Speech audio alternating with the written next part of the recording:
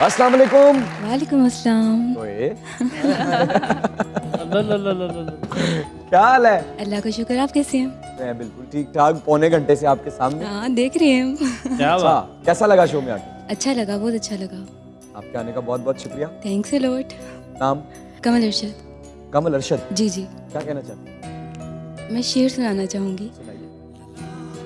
चंगा हुंदा तेनू दिल ना दिंदे, चंगा हुंदा तेनू दिल ना दिंदे, जे दिल दिता फिर ढिल ना दिंदे। ओए ओए वाह वाह। तेरी थां कोई होर हुंदा, तेरी थां कोई होर हुंदा, कसमे रब दी छिल ना दिंदे।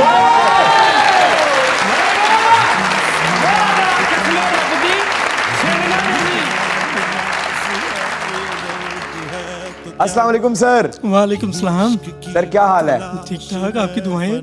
अरे खुश रहे, बात